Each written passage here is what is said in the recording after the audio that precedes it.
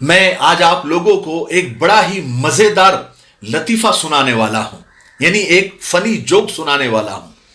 آپ یہ جوک سنیے، آپ کو بڑا مزہ آئے گا، کیونکہ میں نے جب سے یہ لطیفہ پڑھا ہے میں تو ہنس ہنس کے میرا برا حال ہو گیا۔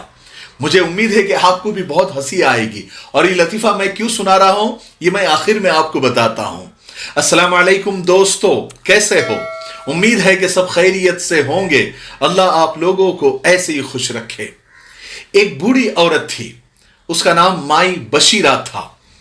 وہ ایک علاقے کی بہت پرانی بوڑھی عورت تھی۔ وہ علاقے کے سب لوگوں کو جانتی تھی، جو بڑے بڑے لوگ تھے، چاہے وکیل ہو، ڈاکٹر ہو، جج ہو، سب کا اس نے بچپن دیکھا تھا، اس لیے وہ سب کو بہت اچھی طریقے سے جانتی تھی۔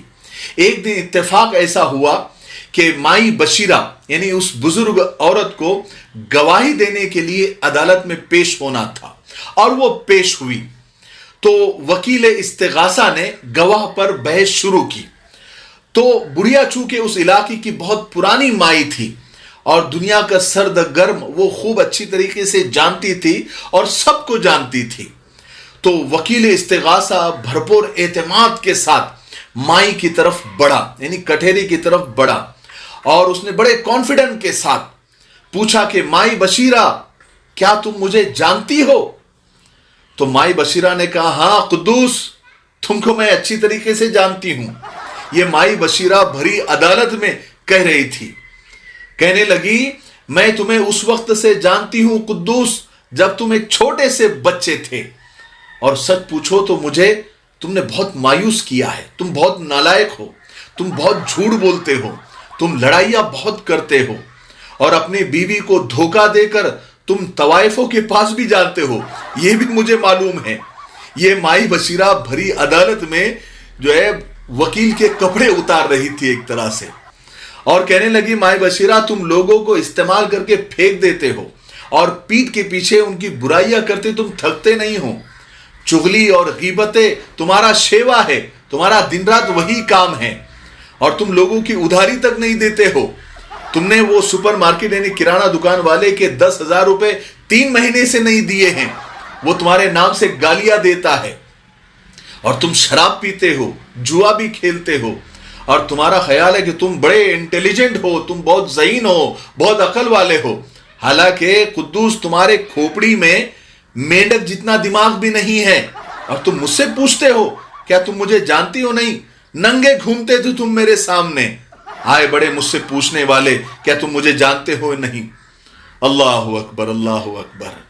مائی نے جو وکیل کے کپڑے اتارے، پوری اس کی فائل کھول دی بھری عدالت میں، تو وہ وکیل تو ہکا بکا رہ گیا۔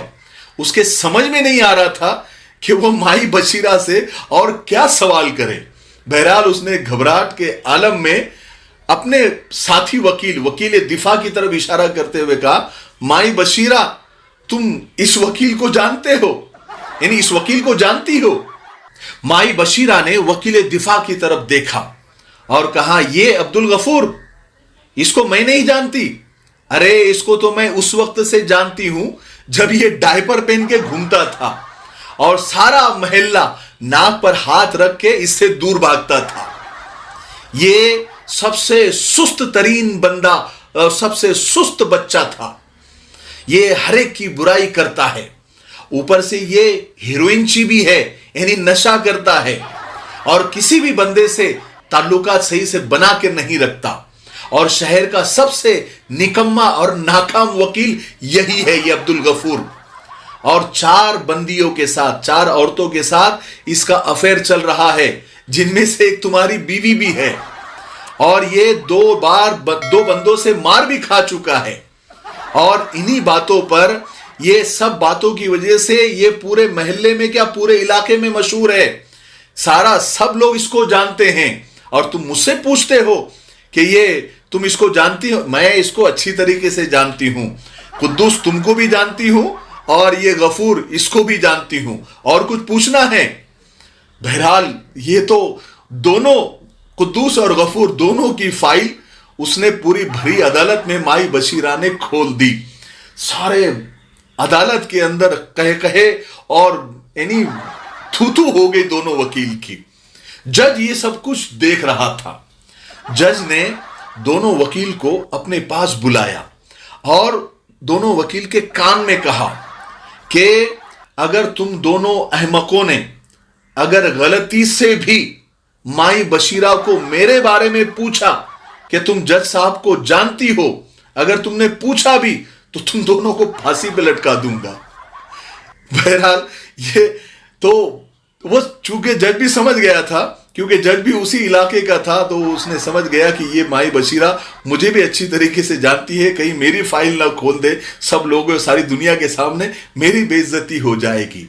बहरहाल ये लतीफ़ा तो ख़त्म हुआ, लेकिन कभी भी अपने बड़े बुजुर्गों के सामने ज़्यादा होशियारी नहीं करना, क्योंकि उन्हीं के सामने तुम पले बड़े हो और उन्हीं के सामने तुम जो है टॉयलेट और पेशाब करते थे, तुम्हारी चड्डियाँ उन्होंने बांधी है, तुम्हारी जो है डायपर उन्होंने बांधे हैं, और जब थोड़े से बड़े हो जाते हैं, बेचारे वो पुराने लोग होते हैं, थोड़े से अनपढ़ होते हैं, कम पढ़े लिखे होते हैं, और कुछ आज की जनरेशन थोड़ा सा पढ़ लिख कर दो चार जुमले दो चार किताबें क्या पढ़ लिए, तो वो अपने बड़े बुजुर्गों को कहते हैं तुमको नहीं मालूम, तुमको नहीं समझता ये आज की दुनिया, हालांकि उनको तुमसे बेहतर समझता है। क्योंकि इसलिए बुजुर्गों की इज्जत करना, उनके सामने होशियारी नहीं करना। होशियारी करना है दोस्तों के सामने करना, नए लोगों के सामने करना, वहां तुम्हारा जैसे तैसे चल जाएगा, लेकिन अपने घर के बड़े, अपने महल्ले के बुजुर्गों के सामने कभी होशियारी मत करना, वरना ये दोनों वकील कुद्दूस और गफूर के जैसी तुम्हारी हालत हो जाएगी। ठीक है, यही लतीफ़ा मुझे आप लोगों को सुनाना था, मुझे अच्छा लगा तो मैंने सोचा कि आप लोगों के साथ शेयर कर दूं। मुझे उम्मीद है आपको ये लतीफ़ा अच्छा लगा होगा, अगर अच्छा लगा है तो आगे शेयर ज़रूर करना, ठीक है, और कमेंट में ज़रूर बताना कि लतीफ़ा आपको कैसे लगा। तब तक मेरे लिए, पूरी उम्मत के लिए, पूरी इंसानियत, पूरी मानवता के लिए और हमारे प्यारे मुल्क भारत के लिए और यहाँ की अमन शांति के लिए, तरक्की उन्नति के लिए खूब दुआएं करते रहना। अस्सलाम वालेकुम व रहमतुल्लाहि व बरकातहू।